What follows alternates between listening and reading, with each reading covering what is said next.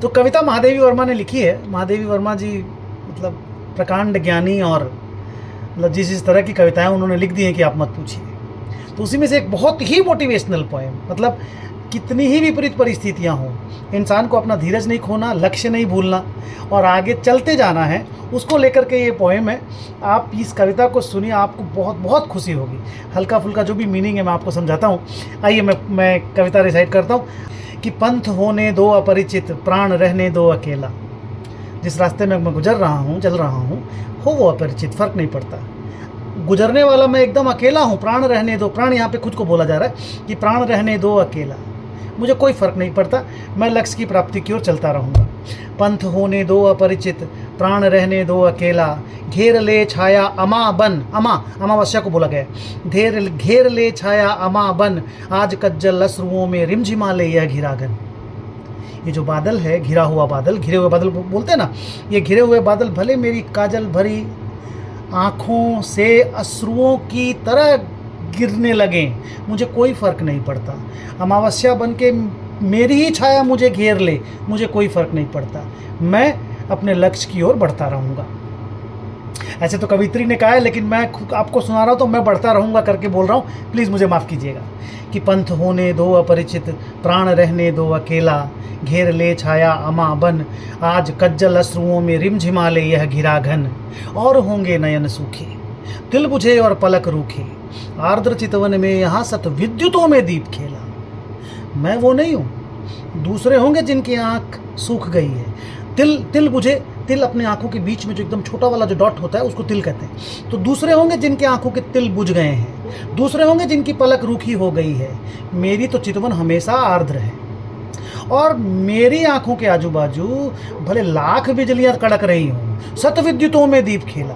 कि आर्द्र चितवन में यहाँ सत विद्युतों में दीप खेला। तो आप कॉन्फिडेंस देखिए, आप कवित्री का आप मोटिवेशन देखिए कि मेरी आंखें सूखेंगी नहीं और मेरे को दीप जला करके रखना है, मैं वट एवर कम।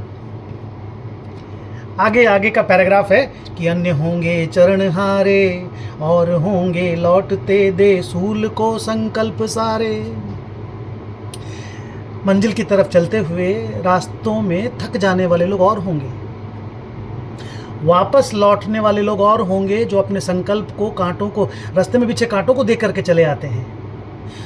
दुखव्रती निर्माण उन्मद, यह अमरता नापते पद, बांध देंगे अंक संस्कृति में, तिमिर में स्वर्ण वेला।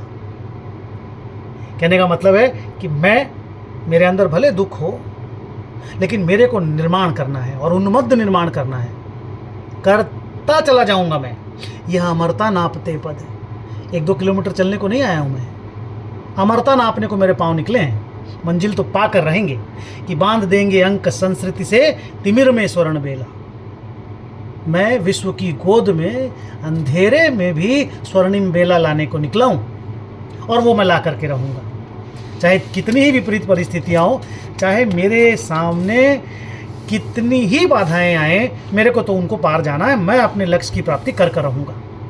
आगे लिखती हैं कि दूसरी होगी कहानी शून्य में जिसके मिटे स्वर, धूल में खोई निशानी, आज जिस पर प्रलय विस्मित मैं लगाती चल रही नित, मोतियों की हाट और चिनगारियों का एक मेला। पंथ होने दो अपरिचित, प्राण रहने दो अकेला। क्या कहती हैं कवित्री कि उनकी कहानी दूसरी होगी जो शून्य में खो गए, जिनके स्वर शून्य में खो गए, वो कहानी दूसरों की होगी। जिनकी निशानी धूल में खो गई, वो निशानी दूसरों की होगी।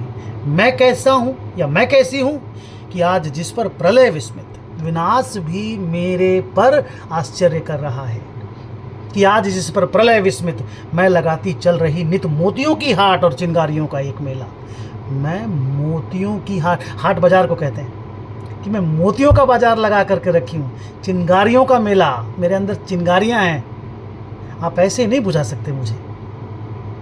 आखिरी इसका जो पैराग्राफ है, इसकी जो आखिरी 2 लाइनें हैं, आप मतलब मैं जब समझा, मेरे दोस्त से मैं बात कर रहा था उससे, तो सरप्राइजिंग।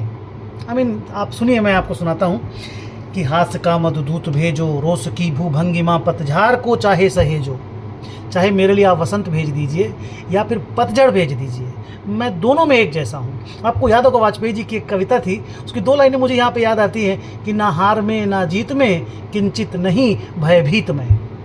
हर परिस्थिति में एक जैसा होना बहुत डिफिकल्ट है। और मैं तो भाई दुख होता है तो अकांड दुखी हूँ, सुख है तो मैं बहुत सुखी हूँ।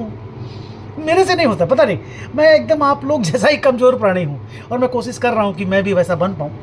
तो मैं पढ़ता हूँ कि हास का मधुदूत भेजो, रोस की भूभंगिमा पतझार को चाहे सहेजो, ले मिलेगा उर अचंचल, मेरा हृदय अचंचल मिलेगा। वेदना जल स्वप्न सतदल, चाहे वेदना हो, चाहे कमल जिसको बोलते हैं ना स्वप्न सतदल, सतदल बोलते हैं ना कमल का फूल जिनमें 100 पत्तियाँ होती हैं, 100 दल होते हैं, तो चाहे मेरे सपनों का सतदल खिला हुआ मुझे मिले, चाहे वेदना मिले। हास का मधुदूत भेजो, रोस की भूभंगिमा पतझार को चाहे सहेजो, ले मिलेगा उर अचंचल, वेदना जल स्वप्न सतदल, जान लो वह मिलन एकाकी, विरह में है दुकेला। कहते हैं ना कि wait is more precious than meeting.